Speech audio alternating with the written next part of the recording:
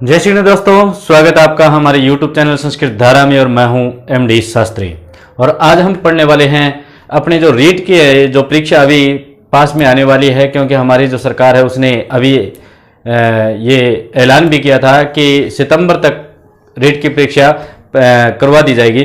तो रीट की परीक्षा की तैयारी करने के लिए हमने इतने लंबे समय से तैयारी कर रखी है, तो मैं ये चाहता हूं कि आप निरंतर लगे रहिए, क्योंकि अगर एक बार हमने अगर छोड़ दी तो फिर हमें फिर से शुरू से अंत पढ़ना पड़ेगा, और अंत तक पढ़ेंगे तो हमारा जो टाइम है वो बिना मतलब कहीं बेकार होगा। इसलिए निरंतर लगे रहिए। और आज मैं आपके लिए लेकर के आया हूं कि रीट के अंदर जिस प्रकार पूछे जाने वाले प्रश्न हैं उन सबको लेकर के आया हूं। जैसे ये जो पेपर जो है, ये पेपर मैं मतलब पीछे कई सालों पहले हुए हैं, जैसे 2011 में, 12 में, 13 में, ये जो हुए हैं उन पेपरों में से क्वेश्चन लेकर के आया हूं, जिससे आपको अभ्यास करने में बहुत ज़्यादा सहायता मिलेगी। और इससे आपको पता भी चल जाएगा, जो नए बच्चे हैं उनको पता भी चल जाएगा कि किस प्रकार का एग्जाम आता है, किस प्रकार के प्रश्न पूछे जाते हैं, सबको पता चल जाएगा। और ये याद रखना कि फर्स्ट लेवल और सेकंड लेवल दोनों के लिए ही लेकर के आ रहा हूं मैं। यहां पर ये नहीं बता रहा आपको कि ये फर्स्ट लेवल के लिए, ये सेकंड लेवल के लिए, क्योंकि कोई जरूरी नहीं है, कहीं से भी कोई भी पर्सन उठ करके आ सकता है।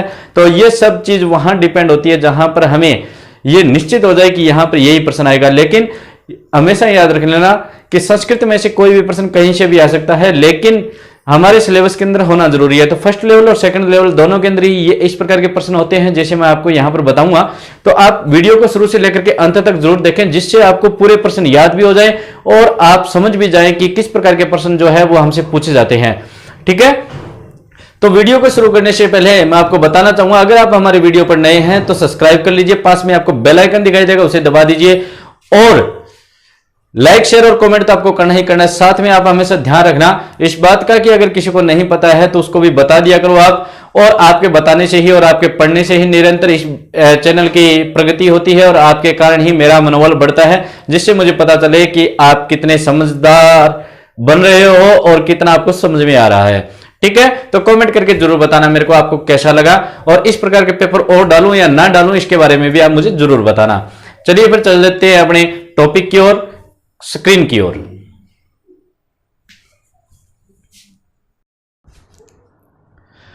तो आज हम अपने रीट के एग्जाम में होने वाले 30 प्रश्नों के बारे में पढ़ेंगे कि किस प्रकार प्रश्न आते हैं और हमें किस प्रकार के उत्तर देने हैं। ठीक है, तो आपने आज तक तैयारी की है अपने इस चैनल के ऊपर, तो आज हम पता लगा लेते हैं कि आपको कितना आता है और आप कितने समझ हैं। पहले आप अपने, जैसे ही मैं प्रश्न पूछता हूं तो आप खुद भी सोचना कि आपका कौन सा आंसर है वो सही होगा, मेरे को तो बताना ही बताना है। ठीक है, तो पहला जो प्रश्न है वो आप देखिए अपनी स्क्रीन पर कि क्या है। पहला प्रश्न है हमारा, ऊ स्वरस्य उच्चारण स्थानम भवति, यानी ऊ स्वरस्य उच्चारण स्थानम भवति। उसके ऑप्शन जो है वो आपको साथ में दिखाई देंगे। अ कंठः, ब तालु, श मूर्धा और द ओष्ठो।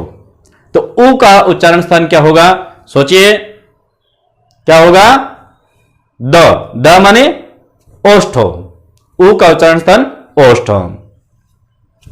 आई बात समझ में। चलिए फिर दूसरे प्रश्न की ओर देख लेते हैं। दूसरा प्रश्न है आपकी स्क्रीन पर, री स्वरस्य उच्चारण स्थानम भवति, री स्वरस्य उच्चारण स्थानम भवति। री स्वर का उच्चारण स्थान क्या होता है, तो कहता है ऑप्शन में दंतः, जिह्वा, मूर्धा, कंठः।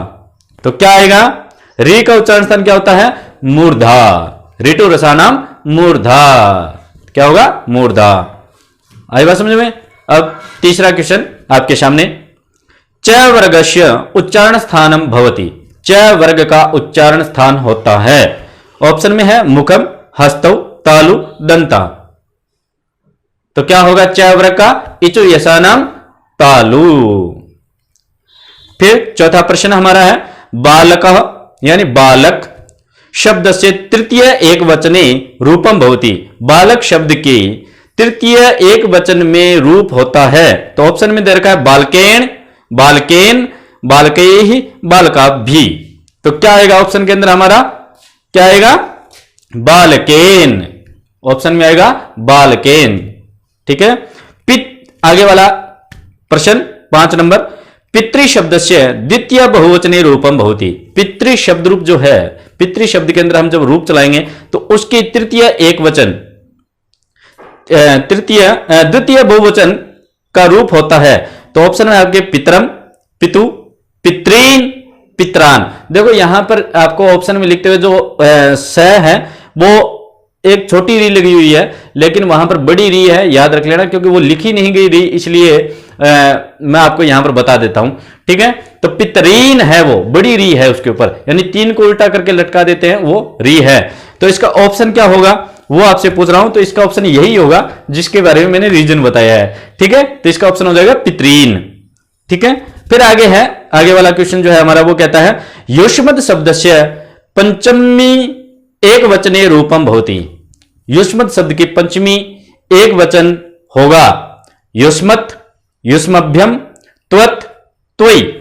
तो क्या होगा? युष्मत्। ठीक है, आगे वाला क्वेश्चन, गुरुवे इति रूपम अस्ति। गुरुवे शब्द जो है वो रूप के अंदर कौन सी विभक्ति का है? ऑप्शन में इनके प्रश्न बहुत ज्यादा, ऑप्शन देखने से भी पता चलता है कि इसने क्या पूछा। जैसे इसने पूछ लिया गुरुवे इति रूपम अस्ति, अब यहां पर क्या पूछा इस बात को हम ऑप्शन में देखेंगे। ऑप्शन में हमें बता रखा है चतुर्थी एक वचनस्य, पंचमी एक वचनस्य, षष्ठी एक वचनस्य, तृतीय एक वचनस्य। ठीक है, यानी हमें यह पूछ रहा है कि कौन सी विभक्ति का एक वचन है। ये चारों में एक वचन है, मतलब एक वचन तो है ही, लेकिन कौन सी विभक्ति का है? तो यह आ जाएगा हमारा चतुर्थी विभक्ति का एक वचन। गुरुवे चतुर्थी विभक्ति का एक वचन है। ठीक है, फिर आगे वाला क्वेश्चन है हमारा, दृश धातो लट लकारस्य प्रथम पुरुष बहुवचने रूपम अस्ति। दृश धातु लट लकार के प्रथम पुरुष बहुवचन में रूप होगा। तो ऑप्शन में दरका है द्रक्ष्यति, द्रक्ष्यन्ति, पश्यति, पश्यन्ति। तो बहुवचन के अंदर पश्यन्ति आएगा। ठीक है, लट लकार के अंदर पश्यन्ति, क्योंकि द्रक्ष्यति, द्रक्ष्यन्ति ये जो रूप है ये आ गए लिट लकार के। ठीक है, और पश्यति जो है वो आ गया एक वचन, तो बचा क्या? पश्यन्ति। इस प्रकार आपको थोड़ा सा दिमाग लगाना पड़ेगा। ठीक है, उसके बाद वाला जो प्रश्न वो है शेव धातो लंग लकारे उत्तम पुरुष एक वचने रूपम भवति। शेव धातु है, लंग लकार में उत्तम पुरुष एक वचन रूप होता है। ऑप्शन दे रखा है असेवित, सेवंत, सेवंतः, असेवे, असेवथाः। ठीक है, तो ऑप्शन हमारा क्या आएगा? असेवे, उत्तम पुरुष यानी असेवे। पा धातो विधिलिंग लकारे मध्यम पुरुष बहुवचने रूपम। पा धातु है हमारी, विधिलिंग लकार है, उसके अंदर मध्यम पुरुष बहुवचन क्या होगा? तो ऑप्शन में दिया इसने पिवेत, एक पिवेत, पिवेतम, पिवेम। दोनों पिवेत में अंतर क्या है? पिवेत एक तो यानी आधाता है और दूसरे में पिवेत पूरा है। ठीक है, तो हमारा क्या हो जाएगा? इसने पूछा विधिलिंग लकार के मध्यम पुरुष का बहुवचन, तो मध्यम पुरुष बहुवचन हमेशा पूरा होता है, तो पिवेत यानी ब, यानी 2 नंबर। ठीक है, आगे वाला क्वेश्चन, आगे वाले क्वेश्चन में हमें कहता है अस धातु लिट लकारे प्रथम पुरुष एक वचने रूपम भवति। अस धातु है, लिट लकार है, उसके प्रथम पुरुष एक वचन में होता है, तो अस धातु का रूप हमेशा भव की तरह चलता है। ठीक है, तो क्या होगा? भविष्यति। क्या हो जाएगा? भविष्यति। हमारा हो जाएगा 3 नंबर, भविष्यति। ठीक है, फिर आगे वाला प्रश्न है थ। थ व्यंजनस्य उच्चारण स्थानम भवति। थ का उच्चारण स्थान होगा या होता है। तो ऑप्शन में देखा तालु, मूर्धा, कंठा, दंता। तो थ का क्या हो जाता है? लृतुलसानाम दंतः। ठीक है, दंत। फिर आगे 13 नंबर ऑप्शन प्रश्न में देखा हमें खालिस्तान सह बालका गच्छति। अत्र ऋक् स्थाने शुद्ध रूपम भविष्यति। सह बालका गच्छति, वह बालक जाता है। तो खालिस्तान में हमें ऑप्शन भरना है, तो इसने ऑप्शन दे दिया पिता, पितरम, पित्रा, पित्रे। तो ऑप्शन में क्या आएगा? सह के साथ में हमेशा तृतीय विभक्ति का प्रयोग होता है, तो पितृ शब्द रूप की जब तृतीय विभक्ति चलाएंगे तो उसका आता है पित्रा। ठीक है, आगे क्लियर? जैसे हमने कारक में पढ़ा था वो चीज यहां पर भी क्लियर होगी। ठीक है, बालकेन मोदकम रोचते। आज ही मेरे को किसी बच्चे ने ऑप्शन में ये बताया था कि सर रुच धातु के योग में द्वितीय विभक्ति भी होती है, लेकिन मैंने आपको यह भी बताया कि रुच धातु के योग में हमेशा चतुर्थी विभक्ति का ही प्रयोग होता है। जैसे इसने दे दिया बालकेन मोदकम रोचते, देखो नीचे रेखा तो नहीं लगा पाया मैं क्योंकि मेरे पास में इतना वो रेखा लगाने वाला कोई ऑप्शन नहीं था, नहीं लगी तो, लेकिन मैंने कोमा जरूर लगा दिया है, जिसके कारण से आपको पता चल जाएगा कि बालकेन जो शब्द है इसके स्थान पर हमें शुद्ध शब्द लिखना है जो ऑप्शन में हमें दे रखा है, बालकम, बालकाया, बालकात, बालकस्य। तो रुच धातु का प्रयोग हो गया रोचते, यानी रुच धातु का प्रयोग होगा, इसका मतलब रुच धातु के योग में चतुर्थी विभक्ति आएगी और चतुर्थी विभक्ति हमारी है 2 नंबर पर बालकाय। ठीक है, तो ये हमारा ऑप्शन यहां पर भी सही हो जाता है और आपको समझ में भी आ जाता है। आज बहुत गर्मी है, पसीना आ रहा है। ठीक है, आगे वाला जो प्रश्न है वो है हमारा नृपः दुर्जनम क्रुध्यति। नृपः दुर्जनम क्रुध्यति, राजा दुर्जन पर क्रोध करता है या दुर्जन से क्रोध करता है। रेखाकित पदे शुद्ध रूपम भविष्यति, रेखाकित पद में यानी दुर्जन जो शब्द है इसके स्थान पर हमें शुद्ध रूप लिखना है। तो यहां पर इसने दिया ऑप्शन में दुर्जनेन, दुर्जनात्, दुर्जनस्य, दुर्जनाय। तो हमें पता है कि जब भी हम क्रोध करते हैं तो किसी के लिए करते हैं। ठीक है, तो क्रोध 2 विभक्ति में होता है, पंचमी और चतुर्थी विभक्ति में। तो हमेशा पता है क्रोध से करेंगे तब आ जाएगी पंचमी, लेकिन यहां पर यह कहता है कि नृपः दुर्जनम क्रुध्यति, यानी राजा जो है वो दुर्जन के लिए क्या करता है, क्रोध करता है। तो के लिए अगर आ गया तो हमारा क्या आ जाएगा, संप्रदान के लिए, यानी चतुर्थी विभक्ति का प्रयोग हो जाएगा। चतुर्थी विभक्ति का हमें यहां रखा है दुर्जनाय, नृपः दुर्जनाय क्रुध्यति, ये ऑप्शन हमारा सही हो जाएगा। आगे वाला है 16 नंबर। 16 नंबर पे देखा अभिता परिता योगे विभक्ति भवति। अभिता और परिता के योग में, अभिता माने दोनों और, परिता माने चारों ओर, अभिता और परिता के योग में कौन सी विभक्ति होती है, हमेशा याद रख लेना द्वितीय विभक्ति होती है। ठीक है, अभिता और परिता के योग में द्वितीय विभक्ति होती है। हमारे ऑप्शन भी दे रखे हैं, जैसे हमने दे दिया प्रथमा, द्वितीय, तृतीय, चतुर्थी, तो कौन सा हो जाएगा, द्वितीय। ठीक है, 2 नंबर ऑप्शन सही हो जाएगा। आगे वाला 17 नंबर प्रश्न हमारा नायकः इत्यस्य पदस्य संधि विच्छेद अस्ति। नायकः शब्द की संधि विच्छेद क्या होगा शुद्ध, ऑप्शन में हमें दे रखा है ने प्लस में अकह, नई प्लस में अकह, नो प्लस में अकह, नौ प्लस में अकह। तो हमें सही संधि विच्छेद करनी है। इसकी संधि बता देता हूं आपको। नायक जो शब्द संधि है इसके अंदर संधि आएगी हमारी अयादि संधि। अयादि संधि के अंदर आए, आए, आओ, आओ, ये जो है आदेश होते हैं, तो हमारी हो जाएगी ना, य, क दे रखा है तो इसको अलग अलग तोड़ के देख लेना। आय निकलेगा न प्लस में एप, आ प्लस में, य प्लस में, ए प्लस में क। ठीक है, तो जब आय के स्थान पर क्या होता है, आई होता है, तो क्या हो जाएगा नई प्लस में अकह। हमारा 2 नंबर ऑप्शन सही होगा। इति प्लस में अपि अत्र संधि भविष्यति। इति प्लस अपि, इसमें संधि होगी तो इति और अपि को जोड़ दीजिए। ई के बाद में ए जब भी आता है तो हमेशा क्या होती है, यण संधि होती है, तो क्या हो जाएगा इत्यपि। ठीक है, हमारा पहला नंबर ऑप्शन दे रखे हमारे इत्यपि, इत्यापि, इतिपि, इतिपि। तो हमेशा याद रखना, हमें घुमाने के लिए प्रश्नों को थोड़ा बहुत घुमा दिया जाता है, तो हमें ध्यान रखना होगा इस पर। तो ये होगी इत्यपि। ठीक है, यानी 1 नंबर ऑप्शन। फिर आगे वाला 19 नंबर प्रश्न दे रखा हमें वागीशः अत्र संधि अस्ति। वागीशा शब्द के अंदर संधि कौन सी है, तो इसने ऑप्शन दे दिया सचुत्व, जस्तव, ष्टुत्व और उत्व। तो वागीशः हमें तीसरा अक्षर जो है, तीसरे अक्षर के ऊपर ई की बड़ी मात्रा है और हमेशा पता है हम इसकी संधि विच्छेद करेंगे। वागीशः शब्द की जब भी कोई भी व्यक्ति संधि विच्छेद करेगा तो बनेगा वाक प्लस में ईशः। तो प्रथम वर्ण के स्थान पर तृतीय वर्ण हुआ है तो इसका मतलब इसमें जस्तव संधि है। ठीक है, तो हमारा ऑप्शन सही हो जाएगा 2 नंबर। ठीक है, आगे है वनौषधि अत्र संधि विच्छेद अस्ति। वनौषधि शब्द का संधि विच्छेद क्या होगा, हमें ऑप्शन देख रखा है, ऑप्शन देख लेते हैं क्या है। वनौ प्लस में सदी, वनो प्लस में औषधि, वन प्लस में औषधि, वने प्लस में औषधि।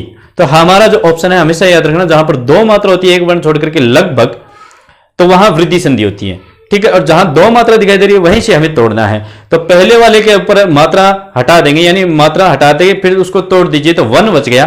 ठीक है, तो आगे वाले के अंदर 2 मात्रा वाला स्वर आएगा औ। ठीक है, तो हमारा ऑप्शन कौन सा सही हुआ, 3 नंबर, 1 प्लस में औषधि। ठीक है, उसके बाद में हमारा है प्रायण उत्तर पदार्थम प्रधाना भवति, यानी प्राय रूप से उत्तर पद प्रधान होता है। तो हम ऑप्शन देख करके पता लगा सकते हैं कि इसने क्या पूछा है। तो पहला ऑप्शन है अव्ययभाव समास से, तत्पुरुष समास से और बहुव्रीहि समास से, द्विगु समास से। ठीक है, बहुब्रीहि समास से, कर्मधारय समास से पूछ रखा है भाई, सॉरी। तो हमारा ऑप्शन उत्तर पद हमेशा किस में प्रधान होता है, तो हमेशा याद रख लेना, मैंने बताया भी है, अभी मैंने पीछे ही तत्पुरुष समास करवाया था आपको, उसमें बताया था तत् और पुरुष। तो बाद वाला शब्द क्या है, पुरुष। और घर में हमेशा कौन प्रधान होता है, आजकल की बात छोड़ी है, वैसे मुख्य रूप से कौन होता है, पुरुष होता है। तो पुरुष बाद वाला है, यानी उत्तर पद पुरुष है, तो वो प्रधान है, तो मतलब पुरुष ही प्रधान होगा, यानी उत्तर पद तत्पुरुष समास में प्रधान होता है। ठीक है, आगे देखा 22 नंबर प्रश्न, नीलोत्पलम अस्मिन् पदे समासः अस्ति। नीलोत्पलम शब्द के अंदर समास कौन सा है, तो ऑप्शन में देखा द्विगु, द्वंद्व, कर्मधारय, बहुब्रीहि। तो हमारा समास कौन सा होगा, कि हमेशा हमें पता है कि नील उत्पल्लव। ठीक है, यहां पर नील माने नीला, नीला दे दिया, यानी किसी की विशेषता दे दी, तो विशेषता जब भी आती है तो हमेशा क्या आता है, कर्मधारय। इस प्रकार आपको घटाना है, जिस प्रकार मैं आपको हमेशा समझाता हूं। ठीक है, थोड़ी वीडियो लंबी होगी लेकिन आप समझना। आगे वाला प्रश्न देखा हमें, अधिहरि अस्मिन् पदे समासः अस्ति। हरिहरि के अंदर समास कौन सा होता है, ऑप्शन दिया है तत्पुरुष, अव्ययभाव, द्विगु, बहुब्रीहि। तो हमारा जो समास है वो अधिहरि। ठीक है, तो यहां पर अधि क्या है, उपसर्ग है, जहां पर भी उपसर्ग साथ में आ जाता है पहले, वहां पर हमेशा अव्ययभाव समास होता है। ये भी बात याद रखना। मैं बहुत सारी चीजें आपको यहां पर बताऊंगा कि उपसर्ग आगे जुड़ते ही इसका मतलब अव्ययभाव समास हो गया। ठीक है, राम कृष्णौ अस्मिन् पदे समास विग्रह अस्ति। देखो राम कृष्णौ दो शब्द है और दोनों शब्द में द्विवचन का प्रयोग हो गया, कृष्णौ। जहां पर द्विवचन का प्रयोग हो जाए ना, वहां पर हमेशा याद रख लेना, यानी दो नाम आ गए, दो व्यक्तियों के नाम आ गए या दो किसी चीज के साथ में नाम आ गए, और हो सके जहां तक 99.99 तक भगवान के नाम आते हैं, और उसके अंदर दो नाम आ जाए या तीन नाम आ जाए, तीन नाम आएंगे तो बहुवचन लग जाएगा, और दो नाम आएंगे तो द्विवचन आ जाएगा। जहां पर इस प्रकार का ऑप्शन कहीं पर भी आए तो हमेशा याद रख लेना, उनके बीच में च का प्रयोग हो जाएगा, राम च कृष्ण च, यानी द्वंद्व समास हो जाएगा। क्योंकि द्वंद्व जो शब्द है उसको तोड़ करके देख लो, आगे वाला भी ऐसा ही है और बाद वाला भी वही सेम जैसा शब्द है, इसका मतलब दोनों ही प्रधान है। तो राम च कृष्ण च, अपने अपने समय में राम भी प्रधान थे और कृष्ण भी प्रधान थे। ठीक है, तो इसका ऑप्शन देख लेते हैं कि राम च कृष्ण च, रामम च कृष्णम च, रामेण च कृष्णेन च, रामा च रामः च। तो हमने आप बता दिया दो नाम है, तो राम च कृष्ण च। कई बार ऑप्शन में ये भी आ जाता है राम रामः च कृष्णश्च, तो ये भी सही है। ठीक है, याद रख लेना। आगे वाला प्रश्न है जो हमारा क्या कहता है, कथितः अत्र धातु प्रत्ययश्च स्था, यानी कथितः शब्द के अंदर धातु प्रत्यय कौन सा है, यानी धातु और प्रत्यय को अलग अलग करना है। तो ऑप्शन में देखा है कथ प्लस में कथ, कथ प्लस में कथवतु, कथ प्लस में क्षत्रि और कथ प्लस में शानच। तो कथितः तय के आगे विसर्ग आ गया, इसका मतलब कथ धातु है, कथ प्रत्यय है। ठीक है, तो कथ आधा हलंत वाला और कथ प्रत्यय, तो एक नंबर ऑप्शन हमारा सही होगा। आगे है छात्रेषु मोहना पटुतमा, छात्रेषु मोहना पटुतमा रेखाकित पदे प्रत्यय अस्ति। यहां पटुतमा के अंदर हमें क्या पूछा है, प्रत्यय पूछा है।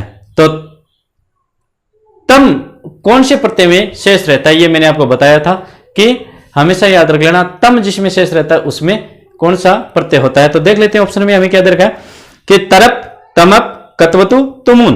तो कतवतु और तुमुन को छोड़ दीजिए, तरप और तमप में से, यानी यहां पर तर और तम, तो तम किस में है, तमप में है, तो हमारा 2 नंबर ऑप्शन सही हो जाएगा, तमप।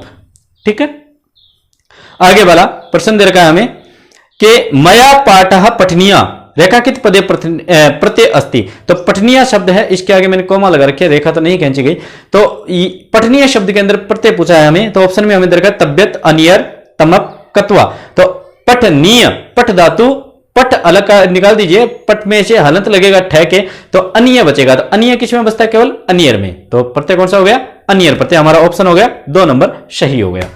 ठीक है, फिर है मोहन गेंद से खेलता है, अस्य वाक्य से संस्कृत अनुवादम अस्ति। मोहन गेंद से खेलता है, इसका संस्कृत अनुवाद करना है, तो इसने 4 ऑप्शन दे रखे हैं। मोहनः कंदुकात क्रीडति, दूसरा मोहना कंदुकम क्रीडति, तीसरा मोहना कंदुकेन क्रीडति, मोहना कंदुकाय क्रीडति। तो मोहन गेंद से खेलता है, तो जैसे से खेलना, साथ खेलना, यह हमेशा तृतीय विभक्ति का प्रयोग होता है। तो क्या हो जाएगा हमारा 3 नंबर ऑप्शन सही हो जाएगा, मोहना कंदुकेन क्रीडति। ठीक है, फिर आगे वाला प्रश्न है वह विद्यालय की ओर जाता है। इस वाक्य को भी संस्कृत में अनुवाद करना है। तो क्या ऑप्शन में दे रखा है सह विद्यालयस्य प्रति गच्छति, दूसरे नंबर का सह विद्यालयन प्रति गच्छति, तीसरे नंबर का सह विद्यालयात् प्रति गच्छति, चौथे नंबर पर दे रखा सह विद्यालयम प्रति गच्छति। तो अब देखो पहले हिंदी को दोबारा पढ़ना, ऑप्शन पढ़ने के बाद दोबारा इसको हिंदी को पढ़ना। वह विद्यालय की ओर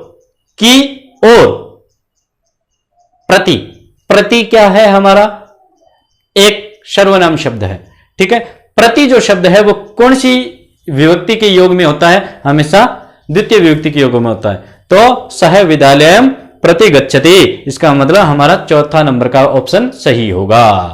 इस बात ये छोटी छोटी बातें हैं वो हमेशा याद रखना हमें। तीस नंबर हमारा अंतिम जो प्रश्न है वो क्या है, वह ब्राह्मण को धन देता है। सही पढ़ना, वह ब्राह्मण को धन देता है। अस्य वाक्य से संस्कृत अनुवादम अस्ति, इस वाक्य का संस्कृत अनुवाद बताइए। तो हम ऑप्शन में देख लेते हैं सह विप्रम धनम ददाति, सह विप्रेण धनम ददाति, सह विप्राय धनम ददाति, सह विप्रस्य धनम ददाति।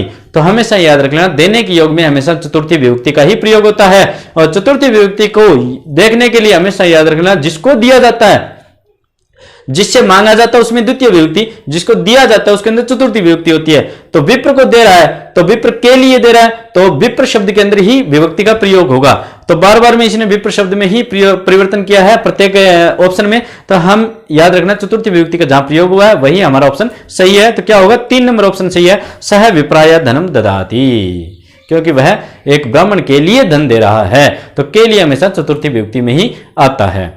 तो ये थे हमारे 30%। आपको कैसे लगे ये मेरे को जरूर बताना, और मेरे समझाने का तरीका आपको कैसा लगा। और बीच बीच में मैंने आपको बहुत छोटी छोटी बातें जरूर बताई है, लेकिन वो छोटी जरूर है, लेकिन याद रख लेना जो छोटी चीज होती है वो बहुत काम आती है, और खोटा सिक्का हो और छोटी बात हो वो बहुत ज्यादा काम आती है। बूंद बूंद से घड़ा भरता है, तो इन बातों को थोड़ा गौर से समझने की कोशिश करना। और ये जो निशानी है ये पेपर के अंदर बहुत ज्यादा स्टिक बैठती है, याद रख लेना इस बात को। और मेरे को तो पढ़ाते हुए बहुत साल हो गए, 2008 से पढ़ा रहा हूं। तो मतलब मैं हमेशा इनमें शॉर्टकट ढूंढने की कोशिश करता हूं, क्योंकि जब प्रतियोगी परीक्षा देने के लिए जाते हैं तो वहां पर हमें डिटेल से सोचने की टाइम नहीं होता हमारे पास में, इसलिए ध्यान रखना। तो वीडियो बहुत लंबी हो गई है हमारी, तो आप वीडियो देखने के लिए आपको बहुत बहुत धन्यवाद। और साथ में आप तैयारी करते रहिए, मैं इसी प्रकार आपके साथ में बना रहूंगा। और वीडियो ऐसी डालूं या ना डालूं उसके बारे में मेरे को जरूर बताना, कमेंट में लिख करके, नहीं बताओगे तो मैं नहीं डालूंगा, याद रख लेना, ठीक है। तो फिर मिलेंगे हम आगे वाले वीडियो में। लाइक शेयर और कमेंट आपको करना ही करना है। अगर आप नए हैं तो सब्सक्राइब कर लीजिए, बेल आइकन को दबा दीजिए, जिससे मेरे द्वारा डाले गए नए नए जो वीडियो आपको प्राप्त होते रहेंगे। फिर मिलेंगे आगे वाले वीडियो में, तब तक के लिए जय श्री गणेश, राधे।